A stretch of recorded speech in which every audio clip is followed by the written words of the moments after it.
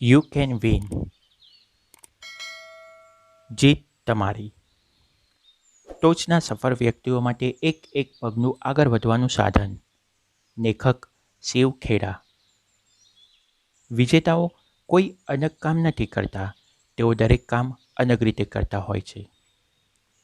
નિત્ય જ્ઞાન ઓડિયોઝ. જરૂરિયાતો અનિવાર્ય હોય છે, જ્યારે ઈચ્છાઓ અનંત હોય છે. જરૂરિયાતોની કટોકટી વખતે અસમંજસમાં હો ત્યારે નિર્ણય જરૂરિયાતની પ્રાથમિકતા, જવાબદારીઓ અને ફરજોને આધારે કરવો જોઈએ. વિવાહ જેવા સંબંધોમાં બે વ્યક્તિ, પતિ પત્ની એકબીજા સાથે વચનબદ્ધ હોય છે. ધારો કે બંનેમાંથી કોઈ એકને લગ્નના 1 વર્ષ પછી કેન્સર થઈ જાય, તો શું બીજાએ એમ માનવાનું કે એની સાથે છળ કરવામાં આવ્યું છે? શું એને નારાજ થવું જોઈએ? આ વખતે સામેવાળી વ્યક્તિએ પોતાની જિંદગી બરબાદ કરી હોવાનો આરોપ મૂકવો જોઈએ? આ વચનબદ્ધતા નથી, માત્ર એક સ્વાર્થ છે. અપાયેલા વચનો, બાંહેધરી કે જવાબદારી પૂરી ન થતાં એ સ્વીકારવું સૌથી વધુ કપરું પાસું છે. જો એકાદ નાની એવી ભૂલથી કે પછી સ્મૃતિમાંથી નીકળી જવાથી જો એ બાંહેધરી પૂર્ણ ન થઈ શકી હોય તો પણ એ વચનબદ્ધતા ચાલુ જ રહે છે.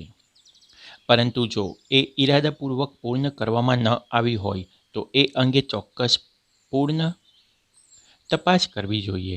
ભૂલથી કરવામાં આવેલી ભૂલોને પ્રેમથી અને માફીથી સુધારી શકાય છે, પરંતુ જો ઈરાદાપૂર્વકનું વચન ભંગ કરાયો હોય તો તે ક્યારેય ભૂલી શકાતો નથી. એટલા માટે જ કહેવાય છે, તમે મને એકવાર છેતરો તો તમે ધિક્કારને પાત્ર છો, પરંતુ જો તમે મને બીજી વાર છેતરો તો હું ધિક્કારને પાત્ર છું. મારે ડૂબી મરવું જોઈએ. કોઈ પણ દ્રષ્ટિકોણથી વિચાર કરીએ, આપણી પાસે આપણા હિતમાં માત્ર એક જ વિકલ્પ બચે છે: માફી આપવાનો. કહેવાય છે કે જખમો રૂંઝાઈ જાય છે પણ દાગ રહી જાય છે. માફી આપ્યા વગર વચનબદ્ધતાનું ભાગ્યે જ પાલન થઈ શકે. ઉદાહરણ તરીકે, એક બાળક વારંવાર ખોટું બોલે છે, મા બાપને છેતરીને એમનો વિશ્વાસ ગુમાવી બેસે છે, પરંતુ જો એ પોતાની ભૂલોને સમજે અને સુધારવા માંગતો હોય તો એને માફ કરવો જ જોઈએ. લોકો કોઈ પણ રીતે વચનબદ્ધ થવાથી દૂર રહેવા માંગતા હોય છે, કારણ એ લોકો માત્ર આજને માટે જ આજમાં જ જીવવા માંગતા હોય છે. આપણી સૌથી મોટી જવાબદારી કઈ? જાણે અજાણે આપણે જો આપણી પહોંચની બહાર હોય એવા અથવા અનૈતિક વચનો આપી દઈએ, જે આપણા નૈતિક મૂલ્યો અને અંતર આત્માની અવાજની વિરુદ્ધ હોય, તો એવા સંજોગોમાં આપણે શું કરવું જોઈએ? આ વખતે આપણે આપેલા વચનો કે બાંહેધરી નિભાવવા, પૂર્ણ કરવા કે પછી ફોક કરવા એ નક્કી કરવા પુનઃ સમીક્ષા કરવી જોઈએ. મૂલ્યો પ્રત્યેની વચનબદ્ધતા. નિષ્ઠા ખરીદી નથી શકાતી, એ કમાવી પડે છે. આપણે નિષ્ઠા કોના પ્રત્યે હોવી જોઈએ? વ્યક્તિ કે સંસ્થા પ્રત્યે? જવાબ છે બંનેમાંથી કોઈના પણ પ્રત્યે નહીં. આપણી નિષ્ઠા મૂલ્યો અને સિદ્ધાંતો પ્રત્યે હોવી જોઈએ. જ્યાં મૂલ્યોમાં સંવાદિતતા જળવાતી ન હોય, વિચારોનો મતભેદ નહીં પણ મૂલ્યોને કારણે મતભેદ હોય, તો વ્યક્તિ એક સંસ્થામાં શું, એક ઘરમાં પણ સાથે નહીં રહી શકે. જ્યારે કોઈ વ્યક્તિ પોતાની નિષ્ઠા કોઈ વ્યક્તિ કે સંસ્થા પ્રત્યે દર્શાવે છે, ત્યારે કહે છે કે હું તમારી સાથે છું, કારણ તમને જેમાં વિશ્વાસ છે એમાં મને પણ વિશ્વાસ છે. જો હું કોઈ એવા જ નેતા, જીવનસાથી, માલિક કે કર્મચારી પ્રત્યે નિષ્ઠા રાખતો હોઉં, એમની સાથે વચનબદ્ધ હોઉં, જે દેશના રહસ્યો દુશ્મનોને વેચવા લાગે અથવા એમનો જાસૂસ બની જાય, તો મારે શું કરવું જોઈએ? શું એનો સાથ આપવાનું ચાલુ રાખવું જોઈએ, કારણ કે મારા એના પ્રત્યેની એની સાથેની વચનબદ્ધતા પહેલેથી છે જ? ના, કારણ એમના સિદ્ધાંતો બદલાયા તો પછી વચનબદ્ધતા પણ બદલાઈ ગઈ. હું અનૈતિક અને ગેરકાયદેસર કામ કરનારાઓ પ્રત્યે કે એમની સાથે વચનબદ્ધ કોઈ કાળે ન હોઈ શકું. અપૂર્ણ વચનોને કારણે અથવા વચનો પૂરા કરવામાં ન આવે તો પરિવારમાં ભંગાણ પડે છે અને સંસાર ધ્વસ્ત થઈ જાય છે. બાળકો દિશાહીન થઈને ભટકી જાય છે. સંબંધોમાં તિરાર પડે છે. માનસિક તાણ વધે છે. અપરાધી હોવાની ભાવના મનમાં ઘર કરી જાય છે. અપરિપૂર્ણતાનો અનુભવ થાય છે. ધંધામાં નુકસાન થાય છે, જીવન એકાકી બની જાય છે, હતાશા અનુભવાય છે. જો વચનબદ્ધ થાવ તો વચનો નિભાવો અને હંમેશા વચનબદ્ધ રહો. નૈતિકતા. ખોટા નિર્ણયો અને ખરાબ સ્થિતિમાં તે ખરાબ સંજોગોને દોષિત ન ગણાવી શકાય. નૈતિક મૂલ્યો અને સિદ્ધાંતો માત્ર સારા દિવસોમાં જ નહીં, પરંતુ ખરાબ દિવસોમાં પણ એટલા જ ઉપયોગી નીવડે છે. એ કોઈપણ દેશના કાયદા સમાન છે, જેની જરૂર જ્યારે નાગરિકો સારા હોય ત્યારે તો હોય જ છે, પરંતુ એની સૌથી વધુ જરૂર તો ખરાબ લોકો અને અનૈતિક કૃત્યો કરનાર લોકોથી બચવા માટે પડતી હોય છે. આપણી દરેક પસંદગી નૈતિક નથી હોતી. ઉદાહરણ તરીકે, કેવા કપડાં ખરીદવા અને કેવું ટીવી ખરીદવું એ વ્યક્તિગત પસંદગીનો વિષય છે. એ પસંદગી આપણા માટે શું યોગ્ય છે એના ઉપર નિર્ભર કરે છે. આવી પસંદગીમાં નૈતિકતા કે અનૈતિકતાનો સવાલ જ નથી ઉદ્ભવતો. કેટલાક લોકોને સોની કંપનીનું ટીવી પરવડે તો એ સોની લે, જેને એ ન પરવડે એ પેનાસોનિક કંપનીનું ટીવી લે કે પછી બીજું કોઈ ટીવી લે. એમાં નૈતિકતાનો પ્રશ્ન નથી આવતો. વ્યક્તિગત પસંદગી મન પર આધાર રાખે છે, કોઈ યોજના પર નહીં. જો એમાં નૈતિકતા સામેલ ન હોય તો પણ એ જવાબદારીપૂર્વક કરવામાં આવે એ જરૂરી હોય છે. નૈતિક વિકલ્પો પસંદ કરતી વખતે યોગ્યતા અને અયોગ્યતાનો વિચાર કરવો જરૂરી હોય છે. નૈતિક પસંદગી સિદ્ધાંતોની હોય છે, જ્યારે વ્યક્તિગત પસંદગી સિદ્ધાંતોની નથી હોતી. એ જ કારણ છે જ્યારે આપણે કોઈ અનૈતિક પગલું ભરીએ છીએ, આપણો અંતરાત્મા આપણને ડંખે છે, પરંતુ પસંદગી કરવામાં ભૂલ કરીએ તો એવું નથી થતું. પસંદગી હંમેશા વ્યક્તિગત હોય છે, કારણ કે એ માટેનો નિર્ણય વ્યક્તિ પોતે જ લેતી હોય છે, પરંતુ એ પસંદગી યોગ્ય છે કે અયોગ્ય એ દરેકે દરેક માટે એક સમાન જ હોય છે. ગણિતની પરીક્ષામાં દરેકનો જવાબ અલગ અલગ હોય છે, પરંતુ સ્વતંત્રપણે જે સાચો જવાબ હોય છે એને આધારે કોનો જવાબ સાચો છે એ નક્કી કરવામાં આવે છે, કોઈ એકની પસંદગીને આધારે નહીં. એનો અર્થ એ કે નૈતિક વિકલ્પોની પસંદગી કરવી એ સામાન્ય રીતે ગણિતના દાખલા ગણવા જેટલું સહેલું નથી હોતું અને એક સમાન પણ નથી હોતું. એ જ રીતે એક સારી વ્યક્તિ એટલે નૈતિક મૂલ્યોને આધારે જીવન જીવતી વ્યક્તિ હોય એ જરૂરી નથી. એક વ્યક્તિ પોતાના વર્તનમાં અને વાણીમાં ખૂબ મૃદુ અને સારી હોય તો પણ એ દબાળ અને કપટી હોઈ શકે. આવો વ્યવહાર એની સારી છબી ઊભી કરી શકે, પરંતુ એને ચરિત્રવાન નથી બનાવી શકતો. સદાચારી હોવાથી એને સામાજિક સ્વીકૃતિ તરત મળી જાય છે. માત્ર સદાચારી હોવાનો અર્થ સારા હોવું એવો નથી. હકીકતમાં આજે આપણે જે નિર્ણયો લેતા હોઈએ છીએ એ આજની બાબતો પર આધારિત રાખતી હોય છે. 1. સુવિધા, આરામ અને સુખની ઝંખના. 2. આપણી ભાવના, જે મનને ગમે તે કરો. આ પાછળ હેતુ એક જ હોય છે કે એ કરો જે મનને ગમે, નહીં કે જે કરવા યોગ્ય છે, જવાબદારીપૂર્વકનું છે. 3. સામાજિક વ્યવહારો અને પ્રચાર. બધા જ એ કરી રહ્યા છે એટલે મારે પણ કરવું જોઈએ. એવું લોકો સામાન્ય રીતે માની લેતા હોય છે કે નૈતિકતા અને નૈતિક વિકલ્પો ગૂંચવણો ઊભી કરે છે, પરંતુ મહત્ત્વનો સવાલ એ છે કે કઈ ગૂંચવણો કોને માટે ગૂંચવણો ઊભી કરી શકે. જવાબ છે માત્ર એમને માટે જેમના જીવનમાં સિદ્ધાંતો અને નૈતિક મૂલ્યોનું મહત્ત્વ નથી, જેમની નિયતિ પોલી, ખોખલી છે અને તકનાદી છે. પરિસ્થિતિજન્ય નૈતિકતા. નૈતિકતા સર્વસામાન્ય અને નિશ્ચિત નથી હોતી, પરંતુ સમય અને સંજોગો અનુસાર બદલાતી રહે છે. એવું જે લોકોનું માનવું હોય છે અને જે લોકો પોતાની નૈતિકતા પર છાશવારે સમય અને સંજોગો તથા અલગ અલગ માણસો સાથે બદલાતા રહે છે. આવા લોકો પોતાની સફાઈ રજૂ કરવા અને ખુલાસા આપવા માટે પોતાના સિદ્ધાંતોને વળગી રહે છે. આને જ કહેવાય છે પરિસ્થિતિજન્ય નૈતિકતા. આ સુવિધા અને આરામની નૈતિકતા છે, સિદ્ધાંતોની નૈતિકતા નહીં. માપદંડ. આપણે અમુક માપદંડો શું કામ બનાવીએ છીએ? એ માપદંડોનું એક પ્રમાણ છે. યુરોપના માપદંડ પ્રમાણે જ 1 મીટરનું માપ એ જ માપ એશિયામાં પણ છે. 1 કિલો નોટ વિશ્વના કોઈપણ ખૂણે 1 કિલો જ રહેવાનો છે. જે લોકો પોતે નૈતિક માપદંડોને અનુસરવા નથી માંગતા અથવા જેમને નૈતિક મૂલ્યોમાં વિશ્વાસ નથી હોતો, એ લોકો નૈતિકતાની પરિભાષા એમ કહીને બદલતા રહેતા હોય છે કે કાંઈ પણ સાચું કે ખોટું નથી હોતું. આપણા વિચારો એને સાચા કે ખોટા સ્વરૂપ આપે છે. એમના પ્રમાણે સાચા કે ખોટાનો નિર્ણય વિચારો પર નિર્ભર હોય છે, વર્તન પર નહીં. એમના મત પ્રમાણે એમનું વર્તન તો યોગ્ય જ હોય છે, માત્ર સામેવાળી વ્યક્તિના વિચારો એનું ખોટું અર્થઘટન કરતા હોય છે. ઉદાહરણ તરીકે હિટલરને એવું વિચારવાનો હક હતો કે એ સાચો હતો, પરંતુ સૌથી મહત્ત્વનો સવાલ એ છે કે શું ખરેખર એ સાચો હતો? ભૂખ્યાની ભૂખ સંતોષવા એને પૈસા આપવા યોગ્ય ગણાય, પરંતુ ચરસ ગાંજાના નશા માટે, વ્યસન માટે પૈસા આપવા મોટામાં મોટી ભૂલ છે. પ્રત્યેક બાબતોમાં, પ્રત્યેક ક્ષેત્રમાં અમુક ચોક્કસ માપદંડ હોય છે. સામાન્ય સંજોગો માપદંડ નક્કી કરે છે, જ્યારે માત્ર વિશેષ સંજોગો પરિવર્તન લાવી શકે છે. ઉદાહરણ તરીકે, હત્યા કરવી ગુનો છે. આ એક સામાન્ય, સર્વસાધારણ કથન છે, સર્વવ્યાપી સત્ય છે, જ્યાં સુધી એ આત્મરક્ષા માટે ન કરવામાં આવી હોય. હત્યા કોઈ દિવસ એ બાબત નથી કરાતી કે આજે વાતાવરણ સારું છે, આજે મારું મન કહે છે હત્યા કરવી કોઈ ગુનો નથી, એ વ્યાજબી છે. કામ સિવાય એક વ્યક્તિની રુચિ, શોખ એ વ્યક્તિ વિશે ઘણું ઘણું કહી જાય છે.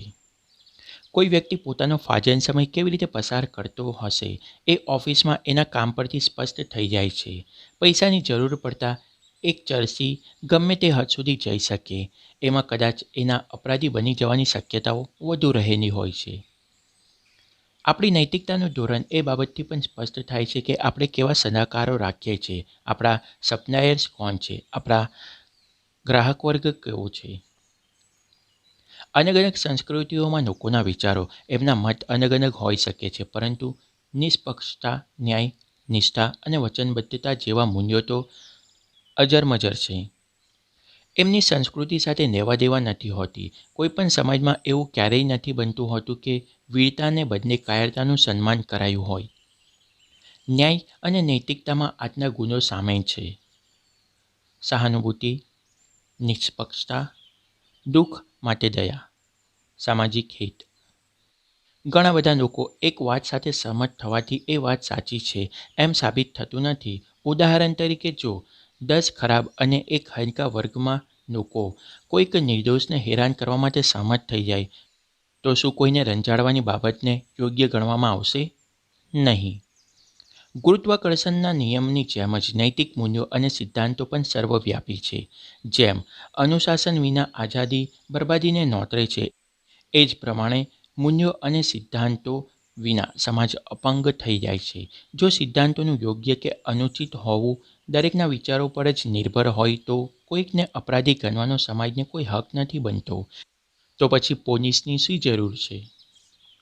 એક સમાજ સારા અને ખરાબ નાગરિકોના નૈતિક મૂલ્યોને આધારે તૈયાર થાય છે. એ જ નૈતિક મૂલ્યોને કારણે સમાજને શક્તિ મળે છે. કેટલાક લોકો ચરસ ગાંજો લેવાનું પસંદ કરે છે. એ લેવાથી એમને આનંદ મળે છે, પરંતુ શું એમને આનંદ આપનાર એ કામ યોગ્ય છે ખરું? જે લોકો સાપેક્ષવાદમાં માને છે એ લોકો પોતાની વિડંબનાઓમાંથી બહાર જ નથી આવતા. એમના કહેવા મુજબ બધું જ સાપેક્ષ છે. એ બિલકુલ સાચી વાત છે. એ વિરોધાભાસી વિધાન છે. સાચું, ખોટું, પ્રમાણિકતા અને અપ્રમાણિકતા વચ્ચેના તફાવત કરતાં પહેલાં આપણે એમની અસ્તિત્વને માન્યતા આપવી પડશે. એ પછી એમની વચ્ચેનો તફાવત સમજવાનું સરળ થઈ જશે. જેમ કોઈ પણ ચીજ વસ્તુઓનું લેબલ બદલવાથી એ ચીજ નથી બદલાતી, એ જ રીતે નામ બદલવાથી એનો અર્થ, એની યોગ્યતા નથી બદલાઈ જતી. લોકો નૈતિક મૂલ્યોને નવા નવા નામ આપી દેતા બદલી રહ્યા છે, અને મીડિયા એમાં જરા મરી મસાલો ઉમેરીને લોકો સામે રજૂ કરે છે. લોકોને ખોટે માર્ગે દોરે છે. ઢોંગી અને જૂઠા લોકો બહિર્મુખી હોવાની કલ્પના કરાતી હોય છે. 1993માં કોલંબિયા વિદ્યાપીઠના પ્રમુખ માઇકલ સોર્વેને રાજીનામું આપ્યું. એક પત્રકારે એમને પૂછ્યું, શું એમનું કોઈ કામ અધૂરું રહી ગયું છે? સોર્વેને જવાબ આપ્યો, હા, બસ એક જ કામ બાકી રહી ગયું છે. એમણે નૈતિકતાના અભાવ તરફ ઇશારો કર્યો. સામાન્ય વિદ્યાર્થીઓ આ વિષયનું શિક્ષણ નથી આપવામાં આવતું. ઘણી વખત ઘણા બધા શિક્ષકો આ બધા વિષયોને સ્પર્શ કરતાં ગભરાતા હોય છે. નૈતિક શિક્ષણ આપવાની જવાબદારી માતા પિતા પર છોડી દેવામાં આવે છે. પરિણામ એ છે કે આપણા દેશમાં નવી પેઢી, જેમને નૈતિક શિક્ષણ અને સિદ્ધાંતોની સૌથી વધુ જરૂર છે, એ લોકોએ એ પહેલાં કરતાં પણ ઓછા મળે છે. અથવા તો એ મળવાથી બિલકુલ વંચિત રહી જાય છે. સિદ્ધાંતો અને નૈતિક મૂલ્યો એ કાંઈ ધર્મ નથી, તે તો તર્કયુક્ત વિવેકી વ્યવહારમાં અર્થપૂર્ણ સિદ્ધાંત છે જેની આપણને શાંતિપૂર્ણ સમાજ માટે જરૂર છે. નૈતિકતા અને કાયદો. ઘણા ખરા લોકો એ બાબત સાથે સહમત થશે જ કે નૈતિકતા અને કાયદો બંને એક જ બાબત નથી. જે બાબત નૈતિક હોઈ શકે એ કાયદાના માળખામાં પણ હોઈ શકે અને ન પણ હોઈ શકે, એનાથી ઊંધું પણ હોય. ઉદાહરણ તરીકે, એક એક જીવન વીમા એજન્ટ જેને વધુ કમિશન મેળવવાની ઝંખના હોય છે, એ પોતાના ગ્રાહકને એના માટે સૌથી ઉપયોગી પોલિસી વેચવાને બદલે ખોટી પોલિસી વેચે છે. એક રીતે એનું કામ તો કાયદાને આધીન રહીને કરવામાં આવ્યું છે, પરંતુ અનૈતિક અને સિદ્ધાંતોનું વિરુદ્ધનું છે. 2. એક નવજુવાન અધિકારી પોતાના ઘાયલ દીકરાને બચાવવા માટે સ્પીડ લિમિટથી વધુ તેજ ગાડી ચલાવી રહ્યો હોય છે. આવી પરિસ્થિતિમાં ભાગ્યે જ કોઈ એની સાથે એને કાયદાનું ઉલ્લંઘન કર્યું હોવાની નૈતિકતા અંગે ચર્ચા કરશે. એના સંતાનના જીવનને બચાવવા માટે ડૉક્ટરી સહાય ઉપલબ્ધ ન કરાવવી એ સિદ્ધાંત વિરુદ્ધનું હશે. પછી ભલેને એ માટે ટ્રાફિકના નિયમોને તોડવા પડે. કાયદો ઓછામાં ઓછો માપદંડ નક્કી કરે છે, જ્યારે નૈતિકતા અને મૂલ્યો આ ધોરણોથી ઘણા આગળ છે. નૈતિકતા અને મૂલ્યો નિષ્પક્ષતા અને ન્યાય ઉપર નિર્ભર હોય છે. એ લોકોને ખુશ કે પછી નાખુશ કરવા માટે નથી હોતા. એ લોકોની જરૂરિયાતો અને અધિકારોનું સન્માન કરવા માટે છે. જીવનનો હેતુ. ઈચ્છાઓ ઘણા પ્રકારની હોય છે. સફળ થવાની ઈચ્છા, પોતાની ખુશીના ભોગે પણ ફરજો કે કર્તવ્યો નિભાવવાની ઈચ્છા, ધ્યેય પ્રાપ્તિની ઈચ્છા, જીવનને અર્થ આપનાર બાબતો માટે કાંઈક પણ ત્યાગ કરવાની ઈચ્છા. પોતાનો આત્મા અને પોતાના ખમીરને વેચીને આખી દુનિયા પ્રાપ્ત કરી લો તો પણ એનો અર્થ શું? એક હેતુહીન જીવન જીવતે જીવત મૃત્યુ સમાન છે. તમારો હેતુ શું છે? શું તમારી પાસે કોઈ ઉદ્દેશ્ય છે ખરા? ઉદ્દેશ્ય જીવનને એક અર્થ આપે છે, દિશા સૂચવે છે અને પ્રેરણા આપે છે. જીવનને અર્થપૂર્ણ બનાવવા એક હેતુ નિર્ધારિત કરો અને પછી એ હેતુને પાર પાડવા પૂરી લગન અને મહેનતથી સતત પ્રયાસ કરો. આપણે રોજ આપણી જાતને સવાલ પૂછવો જોઈએ, શું હું મારા જીવનકાળમાં મારા ઉદ્દેશ્ય નજીક પહોંચી રહ્યો છું? શું હું આ દુનિયામાં રહેવા લાયક વધુ સુંદર સ્તર બનાવી રહ્યો છું? જો જવાબ ના આવે તો એનો સીધો અર્થ એ છે કે જીવનનો એ દિવસ અથવા તો અત્યાર સુધીનું જીવન એરે ગયું છે. જીવન આપણને એટલું જ આપે છે જેટલું આપણે જીવનને આપીએ છીએ, અર્પણ કરીએ છીએ. આપણે આપણા જીવનનો ઉદ્દેશ્ય જેટલો બને એટલો જલ્દી શોધી અથવા નિર્ધારિત કરી લેવો જોઈએ. ઘણી વખત તો એવું લાગતું હોય છે કે જાણે જીવન માટે અર્થની શોધ એ એક અનંત મોટો પડકાર છે. માત્ર આપના માટે એક વ્યક્તિ તરીકે જ નહીં, પરંતુ એ આપણા પરિવાર, સંગઠન, સંસ્થાઓ અને આપણા દેશ માટે પણ એક પડકારરૂપ છે. એકવાર આપણા જીવનનો હેતુ અને આપણી નૈતિક મૂલ્યો હૃદયની પાટી પર મોટા અક્ષરોમાં અંકિત થઈ જાય એટલે વ્યક્તિગત લાભ અને સામાજિક જવાબદારીઓ વચ્ચેના સંઘર્ષમાં સંતુલન આવી જાય છે. આપણે જાગૃત થઈ જઈએ છીએ આપણી જવાબદારીઓ પ્રત્યે અને આપણા અધિકારો વિશે. આપણે સમય અને સંજોગોનો સામનો કરવા પોતાની જાતને સતર્ક રાખી શકીએ છીએ. આપણે દીર્ઘ દ્રષ્ટિ કેળવી શકીએ છીએ. એટલે આજ તો ખરો સમય છે દીર્ઘ દ્રષ્ટિથી વિચાર કરી લાંબા ગાળાના ફાયદા માટે યોગ્ય નિર્ણયો લેવાનો. નહીં કે તત્પૂર્ણતા અને ટૂંકા ગાળાના ફાયદા માટે એવો નિર્ણય લેવાનો કે જેથી જીવનભર પસ્તાવવું પડે. શાણપણ અને બુદ્ધિમત્તાથી ઘણા મોટા અને મહત્ત્વના મુદ્દાઓ વિશે સમજદારી કેળવી શકાય છે. અભ્યાસ એ રીતે કરો જાણે તમે અમર રહેવાનો છો. જીવો એ રીતે જાણે કાલે જ મૃત્યુ પામવાના હોય. મહાત્મા ગાંધી. બીજાઓને મદદ કર્યા વિના આપણે પોતાની મદદ નથી કરી શકતા. બીજાઓનો ફાયદો કરાવ્યા વિના આપણે પોતાનો ફાયદો નથી કરાવી શકતા. બીજાઓને સમૃદ્ધિ આપ્યા વિના આપણે સમૃદ્ધ નથી થઈ શકતા. Janet Carney, Spelman college. Janet Carney એક દિવસ કહ્યું હતું, તમે મને એક વ્યક્તિ દેખાડો જે સામાન્ય સ્તરે સંતુષ્ટ હોય, તો હું તમને એવી વ્યક્તિની મુલાકાત કરાવીશ જેના નસીબમાં માત્ર અસફળતા જ લખી છે. જિંદગી પ્રેક્ષકોના મનોરંજનની રમત નથી. આપણે ચૂપચાપ બેસી રહી આપણી આસપાસ ઘટી રહેલ ઘટનાઓને જોઈ ન શકીએ.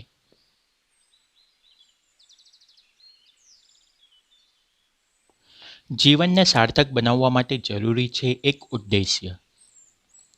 જીવનને સાર્થક બનાવવા માટે જરૂરી છે એક ઉદ્દેશ્ય શોધી લેવો, નક્કી કરવો અને એ મેળવવા માટે ખંત અને નગનથી સાતત્ય સાથે અથાગ પ્રયત્ન કરવા. ડૉક્ટર આલ્બર્ટ આઇન્સ્ટાઈને એકવાર પૂછવામાં આવ્યું હતું, આપણને અહીં શા માટે આવ્યા છીએ? આપણે અહીં શા માટે આવ્યા છીએ? એમણે જવાબ આપ્યો, જો દુનિયામાં એક અકસ્માત છે તો આપણે પણ અકસ્માતનો એક ભાગ જ છીએ.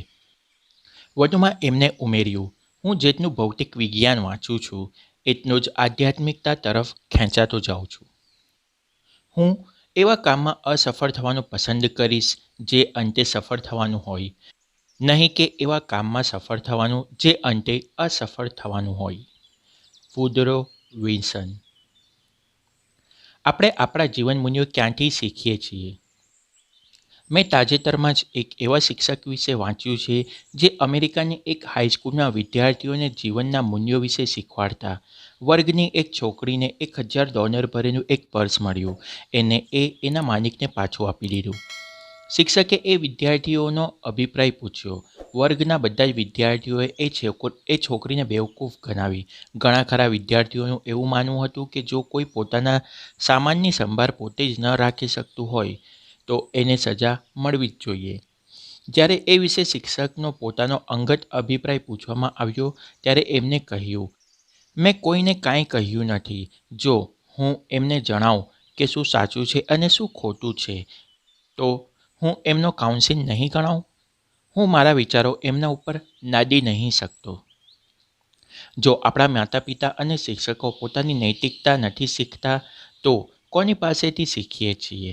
જ્યારે આપણા માતા પિતા પાસેથી એ નથી મેળવી શકતા ત્યારે સિદ્ધાંતો અને નૈતિક મૂલ્યો જાણીએ અજાણીએ ટેલિવિઝન કે પછી અન્ય માધ્યમોથી શીખીએ છીએ. એથી જો સમાજમાં ગંદકી ફેલાય તો એમાં નવાઈ પામવા જેવું કશું જ નથી. એક એવા શિક્ષકનું ઉદાહરણ આપણે વાંચ્યું જે પોતે પોતાની જવાબદારીઓ પ્રત્યે જાગૃત નથી. હકીકતમાં તો આપણા સંતાનોને ભણાવવાનો પણ એમને હક ન હોવો જોઈએ. વિજય અને વિજેતામાં ફરક. વિજય અને વિજેતામાં શું ફરક છે? વિજય એક ઘટના છે, વિજેતા થવું એ એક ભાવના છે. વિજેતા વિજયને પોતાના સિદ્ધાંતોને ત્રાજવે તોડે છે. 3 પ્રેરક વિજેતા. 1. ઓલિમ્પિક્સમાં ભાગ લેવો જીવનની એક મોટી વાત છે. લોરેન્સ નેમિયક્સ વાહન રેસ દરમિયાન મુસીબતમાં ફસાયેલા એક પ્રતિસ્પર્ધીની મદદ કરવા માટે રોકાયા. આખી દુનિયા એમને જોઈ રહી હતી. પોતાના વિજેતા થવાની ઈચ્છાથી વધુ બીજાના જીવનની રક્ષા કરવાને એમણે પ્રાધાન્ય આપ્યું. જોકે સ્પર્ધામાં તેઓ જીત્યા નહીં. તેમ છતાં વિજેતા તો તેઓ જ હતા. આખી દુનિયાના રાજા રાણીઓએ એમનું સન્માન કર્યું કારણ એમણે ઓલિમ્પિકની ભાવનાને જીવંત રાખી હતી. 2. મેં રૂબેન ગોન્ઝાલેઝની વાર્તા વાંચી છે. તે રેકેટબોલ ટૂર્નામેન્ટની આખરી નિર્ણાયક મેચ રમી રહ્યો હતો. એ એક અત્યંત મહત્ત્વની સ્પર્ધા હતી અને તેઓ વિશ્વ વિક્રમ સર્જવા માટે રમી રહ્યા હતા. આખરી નિર્ણાયક મેચ પોઈન્ટ પર ગોન્ઝાલેઝ એક ખૂબ જ સુંદર શોટ માર્યો. રેફરી અને નાઇસમેન બંને જણે એમના શોટને યોગ્ય ગણાવી અને વિજેતા ઘોષિત કરી દીધા. પરંતુ ગોન્ઝાલેઝ થોડો સમય રોકાઈને થોડા સંકોચ બાદ પોતાના પ્રતિસ્પર્ધી સાથે હસ્તધૂનન કરતી વખતે કહ્યું, શોટ ખોટો હતો. પરિણામ એ આવ્યું કે તેઓ સર્વિસ હારી ગયા અને મેચ પણ. દરેક જણ દંગ રહી ગયું. કોણ કલ્પી શકે કે એક ખેલાડી દરેક જણ જેની તરફેણ કરતું હોય એ વ્યક્તિ આવી રીતે સહેલાઈથી હાર સ્વીકારી લે? જ્યારે એમને એવું કરવાનું કારણ પૂછવામાં આવ્યું ત્યારે એમને જવાબ આપ્યો, મારા ખમીરને જીવતું રાખવા માટે મારી પાસે એ સિવાય બીજો કોઈ રસ્તો જ ન હતો. ગોન્ઝાલેઝ મેચ તો હારી ગયા પણ હકીકતમાં તો તેઓ જ મેચ જીત્યા. એ હારમાં પણ એમની જ જીત હતી. 3. સેલ્સમેનના અમુક ગ્રુપે જ્યારે મીટિંગ માટે બહારગામ જઈ રહ્યા હતા ત્યારે બધાએ પોતપોતાના પરિવારજનોને કહ્યું કે શુક્રવારે સાંજે જમવાના સમય સુધી અમે પાછા આવી જઈશું.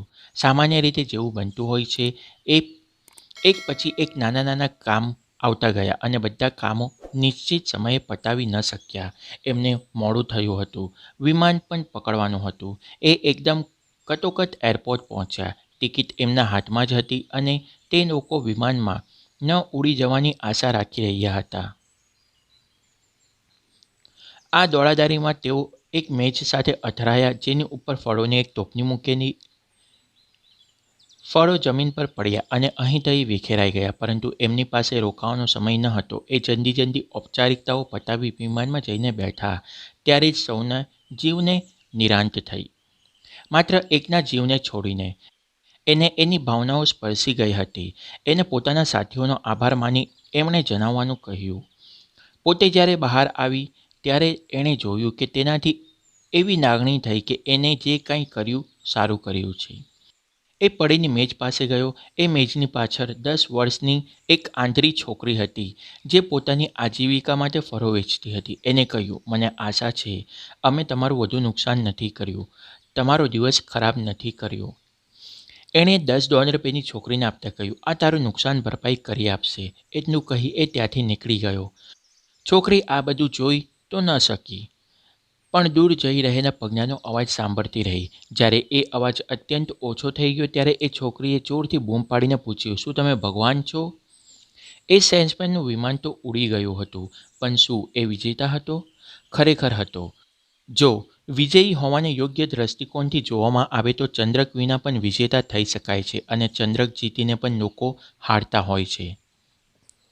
વિજય એક ઘટના છે, વિજયી થવું એક ભાવના છે.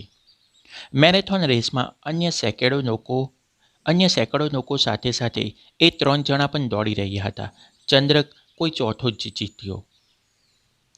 પરંતુ શું એનો અર્થ એ કે પેલા 3 હારેલા છે? ના, એમને અલગ કારણોથી રેસમાં ભાગ લીધો હતો.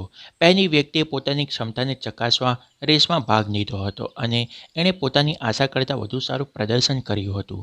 બીજી વ્યક્તિ પોતાના પાછલા પ્રદર્શનથી વધુ સારું પ્રદર્શન કરવા માંગતી હતી, જે એણે કર્યું. ત્રીજાએ ક્યારેય મેરેથોનમાં ભાગ લીધો ન હતો. એનું માત્ર એક જ ધ્યેય હતું, મેરેથોનમાં ભાગ લેવા અને છેક સુધી પહોંચવું. એ પહોંચ્યો પણ ખરો. આમ એક બાબત સ્પષ્ટ થાય છે કે એ ત્રણેય અલગ ધ્યેય સાથે દોડ્યા અને સફળ પણ રહ્યા, વિજેતા બન્યા. એ વાત અલગ છે કે એ માટે એમને કોઈ ચંદ્રક મળ્યો નહીં. માર્ક ટ્વેને કહ્યું છે, કોઈ પણ માન સન્માન માટે યોગ્ય હોવા છતાં એ ન મેળવવું વધુ સારું છે અયોગ્ય હોઈને એ મેળવવા કરતાં. એ એટલા માટે કે સન્માન યોગ્યતામાં છે, એને મેળવવામાં નહીં. જે જીતવું એ જ માત્ર હેતુ હોય તો કોઈ પણ વ્યક્તિ પોતાના મનની એ ખુશીના ભાવોથી વંચિત રહી જાય છે, જે ભાવો માત્ર જીતવાથી જ મળે છે. એ વ્યક્તિને મેડલ તો મળી જશે, પરંતુ વિજયી થવાની લાગણીઓને અનુભવી નહીં શકે. જીત મેળવવા કરતાં વધુ જરૂરી છે ઇજ્જત અને સન્માન સાથે જીતવું, અને જીત માટે યોગ્ય હોવું. અપ્રામાણિકતાની જીતની સામે સન્માનની હાર વધુ સારી છે. સન્માનપૂર્વક હારવું એ અમુક બાબતો સ્પષ્ટ કરે છે, જેવી કે તૈયારીઓનો અભાવ, પરંતુ અપ્રામાણિકતાથી મેળવેલી જીત ચરિત્રના અભાવની છતો કરે છે. એક વખત કોઈ માણસને એ ખબર પડે કે એને શું કર્યું, શું કરવાનું અને શું કરી રહ્યો છે, પરંતુ બીજો કોઈને ખબર નહીં પડે તો એ શું કરશે. એના પરથી એના ચરિત્ર વિશે જાણ થાય છે. કોઈ પણ જીત એ બાબત માટે લાયક નથી હોતી કે પોતાની નિષ્ઠા અને પોતાના ખમીર સાથે બાંધછોડ કરી નાના રસ્તાઓ અપનાવી લેવામાં આવે. ટ્રોફી તો તમે જીતી લેશો, એ બહુ મોટી બાબત નથી, પણ એ રીતે મેળવેલો પદક કોઈ દિવસ મનની ખુશી નહીં આપી શકે. એક પદક જીતવાથી વધુ મહત્ત્વનું એક સારા માનવી થવું છે. વિજેતા લોકો એમ વિચારીને કામ કરતા હોય છે જાણે એ એમના જીવનનો આખરી દિવસ છે, કારણ કોઈ પણ દિવસ ખરેખર આખરી દિવસ હશે અને આપણે નથી જાણતા એ કયો દિવસ હશે. જ્યારે આવા લોકો આ દુનિયા છોડીને જાય છે ત્યારે વિજેતાની જેમ જ જાય છે. ઘણીવાર જીતવા કરતાં હારવામાં વિજય પ્રાપ્ત થતો હોય છે. Michael de Montaigne. વિજેતાઓ દયાળુ હોય છે. યાદ રાખો, વિજેતાઓ હંમેશા દયાળુ હોય છે. એ લોકો ક્યારેય પોતાની બડાઈ નથી મારતા. એ લોકો પોતાના સાથી અને વિપક્ષી ખેલાડીઓ બંનેને ઉચિત માન પણ આપતા હોય છે અને પ્રશંસા પણ કરતા હોય છે. ઘણા બધા લોકો એ જાણતા હોય છે કે સફળ કેવી રીતે થવું, સફળતા કેવી રીતે મેળવવી, પણ બહુ ઓછા લોકો જાણતા હોય છે કે સફળતા કેવી રીતે જાળવી રાખવી. સફળતામાં એવી ઘણી બાબતો છે જે લોકોની ખુશી નથી આપી શકતી. સફળતાનો નકશો એટલે કે બ્લ્યુપ્રિન્ટ. વિશ્વમાં ફેલાયેલા ઘણા બધા સંગઠનો અને જાહેર જનતા માટે અમે 3 દિવસીય સેમિનાર બ્લુ પ્રિન્ટ ફોર સક્સેસનું આયોજન કરતા હોઈએ છીએ. આ એક સિદ્ધાંત પર આધારિત છે. વિજયી લોકો અલગ કામ કરતા નથી, એ લોકો દરેક કામ અલગ રીતે કરે છે. આ સિદ્ધાંત એ માન્યતાના જવાબરૂપે છે કે જીતમાં જ સઘળું છે. આ ફિલસૂફીમાં માનવાવાળા લોકોની નિષ્ઠા પર મને શંકા આવે છે. આ ફિલસૂફી કિનર ઇન્સ્ટિંક્ટનું ખોટું અર્થઘટન કરે છે. જો તમે કોઈ પણ રાહદારીને પૂછો કે કિનર ઇન્સ્ટિંક્ટનો મતલબ શું છે, તો મોટે ભાગે ઘણા ખરા લોકોનો જવાબ હોય છે હંમેશા એક જ હોય છે, યેન કેન પ્રકારે તમારે જીતવું તો પડશે જ. આ કિનર ઇન્સ્ટિંક્ટ નથી, આ અપ્રામાણિકતા છે. એક સારા ખેલાડી માટે કિનર ઇન્સ્ટિંક્ટનો અર્થ છે: 1. તમે 100% નહીં, 200% મહેનત અને પ્રયત્ન કરો. 2. જીતવા માટે વિપક્ષની ભૂલોનો ફાયદો લેવો જ જોઈએ. એ ફાયદો ન લેવો એ બીજી મોટી ભૂલ છે. પરંતુ જીતવા માટે રમતના નિયમોનું ઉલ્લંઘન કરવું એ કિનર ઇન્સ્ટિંક્ટ નથી, છળ છે. અનિષ્ઠાથી મેળવેલી જીત તત્પૂરતી સફળતા અપાવી શકે, પરંતુ આત્મસંતોષ નહીં, મનની ખુશી નહીં. હકીકત એ છે કે જીવન એક સ્પર્ધા છે અને આપણે બધા જ સ્પર્ધક છીએ. આપણી ઈચ્છા હોય કે ન હોય, આપણે સ્પર્ધામાં ઉતરવું જ પડે છે. અહીં મૂક પ્રેક્ષક બનીને નથી બેસાતું. હકીકતમાં સ્પર્ધાને કારણે દરેક સ્પર્ધકની ગુણવત્તામાં સુધારો તો થાય જ છે. એમાં કોઈ શક કે બેમત નથી કે દરેકના ઉદ્દેશ્ય તો જીત જ હોય છે. દરેકનો ઉદ્દેશ્ય તો જીત જ હોવો જોઈએ, પણ આ જીત પ્રામાણિકતા, ઉદારતા, સ્પષ્ટતા અને રમતના નિયમો અનુસાર હોવી જોઈએ. વિજેતાઓ હંમેશા પોતાના પગલાંની છાપ છોડી જતા હોય છે. મહાન માણસો પોતાના પગલાંની છાપ છોડી જતા હોય છે. વિજેતા લોકો એ બાબત સારી રીતે જાણતા હોય છે કે કોઈ પણ વ્યક્તિ એકને હાથે કાંઈ પ્રાપ્ત નથી કરી શકતું. ચેમ્પિયન લોકો મેડલ મેળવે છે, પણ એ બાબત એ લોકો સારી રીતે જાણતા હોય છે કે એમની સફળતાની પાછળ અનેક લોકોનો હાથ હોય છે. એ બધાની મહેનત, એમના માર્ગદર્શન વિના એ ચંદ્રક મેળવવાનું શક્ય ન બન્યું હોત. દાખલા તરીકે, શિક્ષકો, માતાપિતા, માર્ગદર્શક એટલે કે કોચ, પ્રશંસક અને એમના ગુરુ વિના આ શક્ય ન બન્યું હોત. વિજેતાઓની મદદ કરનારનું ઋણ કોઈ રીતે ચૂકવવું શક્ય નથી હોતું. વિજેતાઓ પાસે સર્વના સાથ સહકાર અને માર્ગદર્શન માટે આભાર માનવાનો, એમનું ઋણ ચૂકવવાનો એક જ રસ્તો હોય છે કે તેઓ ભવિષ્યની પેઢીને અને નવા ઉભરાતા ખેલાડીઓ માટે પોતે માર્ગદર્શક બને. સેતુ બાંધવાવાળો. એક વૃદ્ધ એકલો જઈ રહ્યો હતો નિર્જન હાઈવે પર. સાંજ થતાં ઠંડીથી કાપતો કાપતો એ પહોંચ્યો એક લાંબી, ઊંડી અને વિશાળ ખાઈ પાસે, જેમાંથી વહી રહ્યું હતું પાણી ખૂબ ત્વરાએ. એ વૃદ્ધે એવી કપરી પરિસ્થિતિઓમાં પણ ખાસ પસાર કરી. એ ગભરાયો નહીં પાણીના પ્રવાહથી, પણ જ્યારે એને પાછું વળીને જોયું, ખાઈ પાર કરી લીધા બાદ, અને એ નહેરોની આસપાસ એક પુલનું નિર્માણ કર્યું. એ કાકા, એક સાથી મુસાફરે એ વૃદ્ધને બોલાવ્યો, તમે આ બનાવવા માટે વ્યર્થ પ્રયત્ન કરી રહ્યા છો. તમારી યાત્રા સાંજ થતાં પૂરી થઈ જવાની છે. કદાચ પછી તમે ક્યારેય આ ખાઈ પસાર કરવાની જરૂર નહીં પડે. તમે તો આવી લાંબી અને ઊંડી ખાઈ પાર કરી લીધી છે, છતાં પણ તમે આ ખાઈ પર પુલ કેમ બનાવી રહ્યા છો? એ વૃદ્ધે જવાબ આપ્યો, વહાલા મિત્ર, જે રસ્તેથી હું આવ્યો છું એ જ રસ્તે મારી પાછળ આવી રહ્યો છે એક યુવાન, જેને આ જ ખાઈ પાર કરવાની છે. આ ખાઈ જે પાર કરવી મારા માટે મુશ્કેલ છે, એ યુવાન માટે તો બહુ મોટું જોખમ બની શકે છે. એણે પણ સાંજ દરે આ જ ખાઈ પાર કરવી પડશે. મિત્ર, આ પુલ હું એ યુવાન માટે બાંધી રહ્યો છું. વિન એડન દ્રમગુને. સોક્રેટિસ પ્લુટોને શિક્ષણ આપ્યું. પ્લુટોએ એરિસ્ટોટલને અને એરિસ્ટોટલે એલેક્ઝાન્ડરના માર્ગદર્શક બન્યા. જો આવી જ રીતે જ્ઞાન એકથી બીજાને ન મળ્યું હોત તો એ નામશેષ થઈ ગયું હોત. આપણી સૌથી મોટી જવાબદારી આપણી એ પરંપરાને, આપણી એ સંસ્કૃતિને આગળ ધપાવવાની છે, જેની ઉપર ભવિષ્યની પેઢીઓ ગર્વ કરી શકે. બદલાતા જીવન મૂલ્યો, આજના નૈતિક મૂલ્યો. પરિવર્તન અનિવાર્ય છે. આપણને ગમે કે ન ગમે, પરિવર્તન અનિવાર્ય છે. એ થતું જ રહે છે. આપણે હુંમાં રચાતી આજની પેઢી અને સમય સંજોગો અનુસાર બદલાતા મૂલ્યોની વિચારધારાને વળગી રહેવાના પરિણામો જોઈ ચૂક્યા છીએ, જે કારણે આપણા સામાજિક જીવનને ઘણો ફટકો પડ્યો છે. આજે સંજોગો એવા ઉદ્ભવ્યા છે કે લોકો ભૂલ કરવા માટે નહીં પણ પકડાઈ જવાનું દુઃખ થતું હોય છે, અને ઘણા ખરા લોકોને તો એ વાતનું દુઃખ પણ નથી હોતું. આજે લોકોની વિચારસરણી એવી થઈ ગઈ છે કે ખોટા કામ કરવાથી અને પકડાઈ જવાથી લોકો દુઃખી તો થતા હોય છે, પરંતુ એમને એમના આવા કામોનો પસ્તાવો નથી હોતો. 1958માં કરવામાં આવેલ એક સર્વેક્ષણમાં ઘણી બધી હાઈસ્કૂલના પ્રિન્સિપલોને એક સવાલ પૂછવામાં આવ્યો, તમારા વિદ્યાર્થીઓની મૂળ સમસ્યાઓ કઈ કઈ છે? એમનો જવાબ હતો: 1. હોમવર્ક, ઘરકામ ન કરવું. 2. સંપત્તિનું મહત્ત્વ ન સમજવું, ઉદાહરણ તરીકે સંસ્કૃતિના અમૂલ્ય વારસા સમાન પુસ્તકો ફેંકી દેવા. 3. બારી બારણા ખુલ્લા છોડી દેવા અને દીવાબત્તીઓ પણ ચાલુ જ રાખવી. 4. શાળાના વર્ગમાં મોંમાંથી થૂંકના પરપોતા કાઢવા. 5. ઓરડામાં દોડાદોડી કરવી. એ જ સવાલ 30 વર્ષ પહેલાં 1988માં પૂછવામાં આવ્યો. જવાબ તદ્દન અલગ જ હતા. આજના વિદ્યાર્થીઓની સમસ્યાઓ તદ્દન અલગ જ છે. 1. ગર્ભપાત. 2. એઇડ્સ. 3. બળાત્કાર. 4. ચરસ, ગાંજો, અફીણ. 5. શાળામાં હિંસા, મૃત્યુનો ભય, હત્યા, બંદૂકો અને ચાકુનો ભય. સફળ થવાની કોશિશ કરવાને બદલે નૈતિક મૂલ્યોને અનુસરનાર સુસંસ્કૃત બનવાની કોશિશ કરો. Albert Einstein.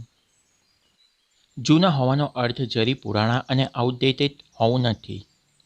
કેટલાક લોકો જવાબદારી, નિષ્ઠા, વચનબદ્ધતા અને દેશભક્તિ જેવા નૈતિક મૂલ્યોને જૂના સમજે છે. આ નૈતિક મૂલ્યો જૂના હોઈ શકે છે, પરંતુ એમનું મહત્ત્વ ક્યારેય ઘટતું નથી. આ મૂલ્યો સમયની કસોટીમાં હંમેશા વેટ ઊંચા સાબિત થાય છે. ન્યૂયોર્ક હોય કે દિલ્હી કે પછી ન્યૂઝીલેન્ડ હોય, આ મૂલ્યોનો પ્રભાવ બધી જ જગ્યાએ એક સરખો જ હોય છે. એ સર્વવ્યાપી છે. મને તો એવા કોઈ ઇતિહાસની જાણ નથી કે એવી સંસ્કૃતિ વિશે નથી જાણતો જેમાં આ મૂલ્યોને સન્માન ન અપાયું હોય અથવા એમની ધૃણા કરવામાં આવી હોય. આજે નૈતિક મૂલ્યોનો સ્તર ઘણો નીચો ગયો છે. કોઈપણ સમાજમાં અનૈતિકતા અને અન્યાયને કારણે હતાશા જન્મ લેતી હોય છે. લાલચી અને સ્વાર્થી લોકો ઉપર નૈતિક ચરિત્રવાળા સુસંસ્કૃત લોકો દ્વારા નિયંત્રણ કરવું જરૂરી છે. આપણે સૌ આ બદલાતા પરિવર્તન કાળમાં આપણો માર્ગ ચૂકી ગયા છીએ. કોઈપણ સમાજ જે પોતાના નૈતિક મૂલ્યો ખોઈ બેસે છે એ અધોગતિ તરફ આગળ વધે છે. ઇતિહાસ એ બાબતની સાક્ષી પૂરે છે, અને નૈતિક મૂલ્યો અને સિદ્ધાંતો વિસરાઈ જતા સમાજનું પતન જ થાય છે. લગભગ 50 થી 60 વર્ષ પૂર્વે અમેરિકા આર્થિક મંદીમાંથી પસાર થઈ રહ્યું હતું. 1/3 સંપત્તિ બરબાદ થઈ ગઈ હતી. ઉત્પાદનમાં 77% ઘટાડો થયો હતો. ચોથા ભાગના મજૂરો બેકાર થઈ ગયા હતા. ઘણા શહેરોમાં શાળાઓ ચાલુ રાખવી મુશ્કેલ બની ગઈ હતી. ન્યૂયોર્કના 20% સ્કૂલના વિદ્યાર્થીઓનું કુપોષણના બીમારીનો ભોગ બન્યા હતા. એક સમય તો એવો પણ આવ્યો હતો જ્યારે 3,40,00,000 માણસો, સ્ત્રીઓ અને બાળકો પાસે આજીવિકા રળવાનું કોઈ સાધન ન હતું. આવા કપરા સંજોગોમાંથી પસાર થતી વખતે પણ ફ્રેન્કલિન રૂઝવેલ્ટે પોતાના દેશના લોકોને રેડિયો દ્વારા પોતાના સંદેશમાં કહ્યું હતું, ઈશ્વરનો પાડ માનવો જોઈએ કે આપણી તકલીફો માત્ર ભૌતિક અને સાંસારિક ચીજો માટેની છે. સદાચાર એટલે શું? જો સર્વેક્ષણ દરમિયાન લોકોને પૂછવામાં આવે કે શું તમે સારા છો, સદાચારી છો, તો ઘણા ખરા લોકોનો જવાબ હશે હા. એમને પૂછો કે કઈ કઈ બાબતો માટેની સદાચારી બનાવે છે. જવાબ હશે, હું કપટ નથી કરતો એટલે સદાચારી છું. હું ખોટું નથી બોલતો એટલે સદાચારી છું. હું ચોરી નથી કરતો એટલે સદાચારી છું. જો આ વિધાનોનું તાર્કિક રીતે વિશ્લેષણ કરવામાં આવે તો એ બાબત સ્પષ્ટ થઈ જશે કે એ બાબતમાં વધુ દમ નથી. હું કોઈને ફસાવતો નથી એવું કહેનારી વ્યક્તિ માત્ર એટલું જ કહેવા માંગે છે કે એ કપટી નથી, કોઈને છેતરતી નથી. જે લોકો એમ કહેતા હોય છે કે લોકો ચોરી નથી કરતા, એ ખોટું નથી બોલતા, તો એમને એ વિધાનનો અર્થ પણ એ જ થાય છે કે લોકો ખોટું નથી બોલતા હોય કે પછી ચોરી નથી કરતા હોય. પરંતુ આ બાબતો એમની સદાચારી સાબિત નથી કરતી. એ વ્યક્તિ સદાચારી ત્યારે જ બને જ્યારે એ ખરેખર સાચું કામ સારા અર્થમાં કરતી હોય, નહીં કે ત્યારે જ્યારે હું ખોટું કામ નથી કરતી.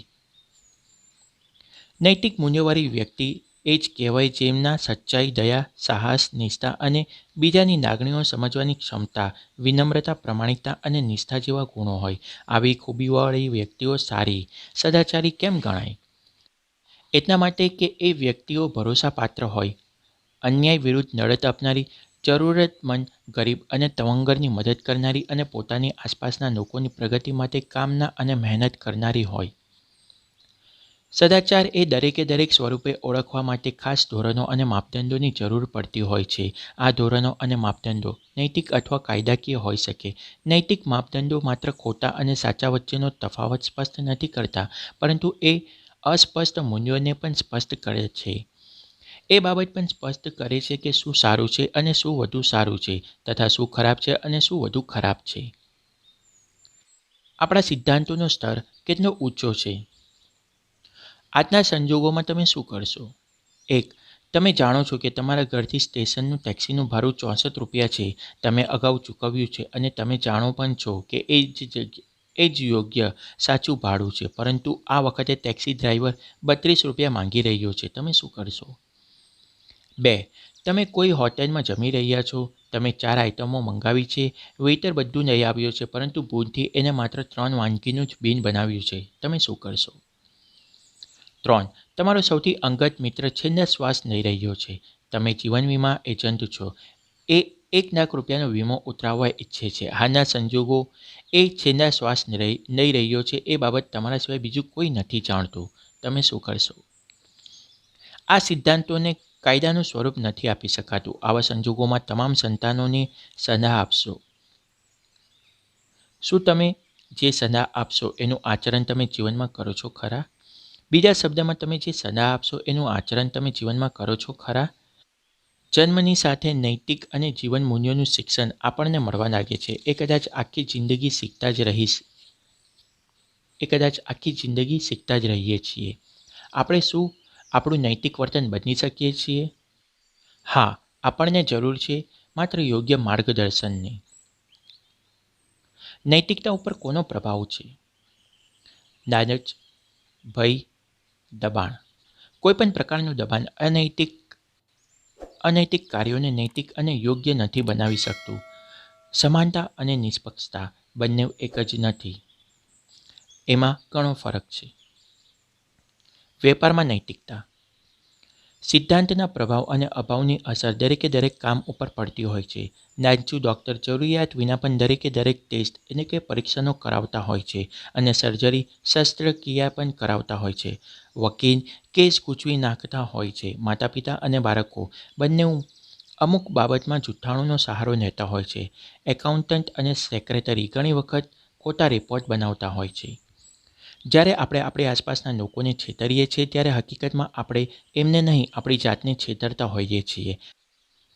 આપણે અગમચેતીના પગલા રૂપે પોતાનો જ વિશ્વાસઘાતનો શિકાર થવા માટેની તૈયારી કરી લેતા હોઈએ છીએ. સમૃદ્ધિ અને ખુશાલી જવાબદારીઓ લાવે છે. આપણે નૈતિક અને સામાજિક મૂલ્યોને નષ્ટ કરી દેશનું નિર્માણ ન કરી શકીએ. નૈતિક મૂલ્યોને ન માનવાનું પરિણામ કાયદાના ઉલ્લંઘનના પરિણામો કરતાં અલગ હોય છે. કેટલાક લોકો ભયથી કાયદાનું પાલન તો કરશે, પણ નૈતિકતાનું પાલન નથી કરતા. નૈતિકતાને નેવે મૂકીને શું તમે પોતાના સામનો નથી કર્યો? શું પોતાની નજરમાં ઉતરી નહીં જાઓ? પોતાના સંતાનો સામે બડાઈ હાકી શું તમે ગર્વ કરી શકશો? જો તમે કાર્ય કર્યા બાદ એ કાર્ય માટે ગર્વ ન કરી શકો તો? દીર્ઘ દ્રષ્ટિ. લોકો શ્રેષ્ઠતા અને ઉત્કૃષ્ટતાનો સ્તર પ્રાપ્ત કેમ નથી કરતા?